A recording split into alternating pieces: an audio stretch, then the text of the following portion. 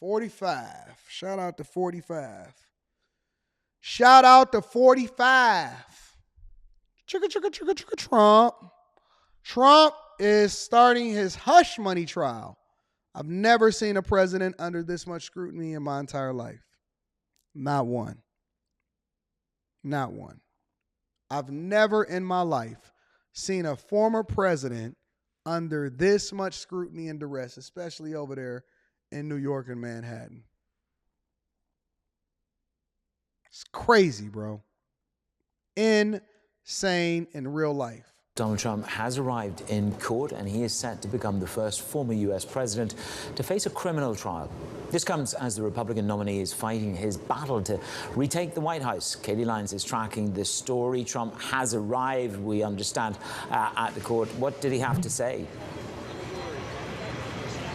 Well, Manis, he repeated lines that we have often heard from the former president in regard to the many legal cases he is facing. This, of course, just being one of four criminal indictments he has faced. On his way into the courthouse, he spoke with reporters saying this is an outrage. This is political persecution. It's a case that never should have been brought. Of course, this case was brought by Manhattan District Attorney Alvin Bragg, who has charged him with 34 felony counts of falsifying business records related to alleged hush money payments paid to porn star Stormy Daniels in the days ahead of the 2016 election. Trump has pleaded not guilty to all of these charges, and he is right now in the courtroom sitting at the defense table as these proceedings get underway. They are historic, the first time a former U.S. president has ever stood criminal trial, and what they kick off with is jury selection. This could be a lengthy process that could last 1 to even 2 weeks as they try to weed out jurors who can be impartial and fair in assessing the fate of former President Donald Trump, who, of course... Now, you know that that's impossible. You know that it's impossible. You know, I don't like it when people say, oh my, like, because context matters. And when you're talking about a former president or you're talking about, you know, being judged by a jury of your peers, look, we all know that previous judgment, especially from a financial perspective, of the woman that allegedly says that he wanted her and all of this other type of stuff, that he didn't actually do nothing to her, but it was just a civil trial. We all know that that's a crock of bull crap, bro. Honestly, think about it. Hey, can you be impartial? And do you know anything about Trump? I don't know nothing. I'm going to be impartial. I'm going to just look at him as a regular person. It's literally impossible for a person, especially in the social media era, and you're a former president, and people have a vested interest, and they basically take a side of whether they're with you or against you. It's really impossible for you to have a fair trial. I'm just telling you. Seriously.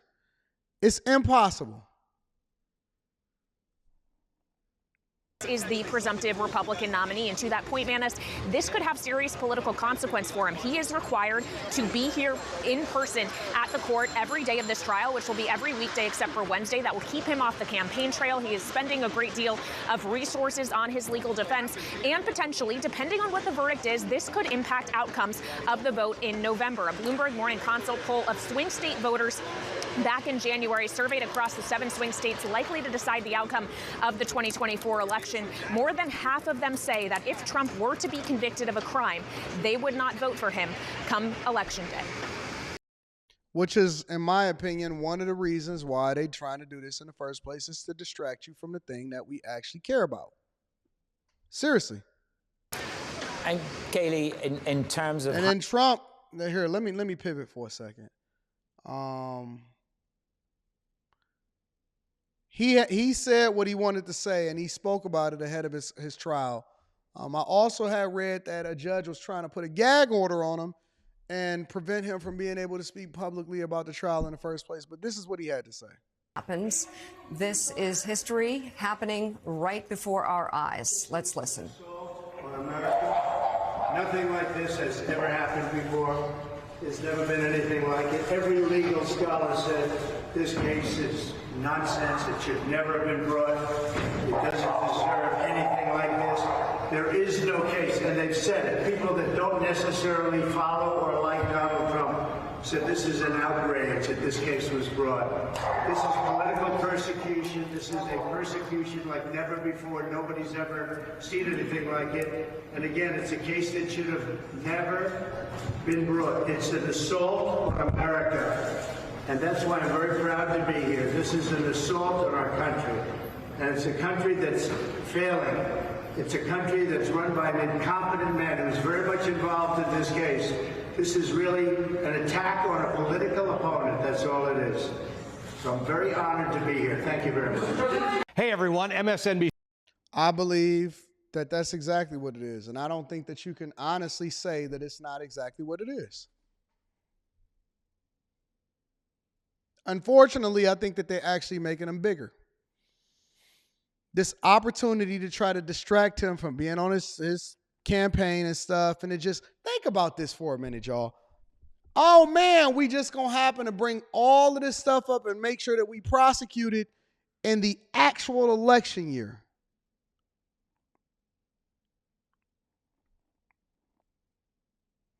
We're going to prosecute this in the actual election year. Make sure that all of this stuff happens in 2024, right before the election. Come on, man.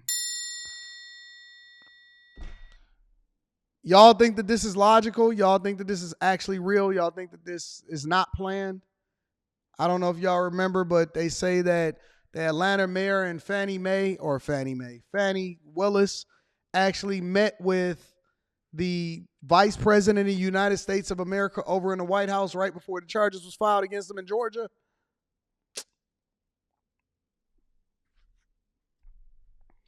Come on, man. Why y'all can't just beat them fair and square? Just beat them for real, in real life. Just beat them fair and square.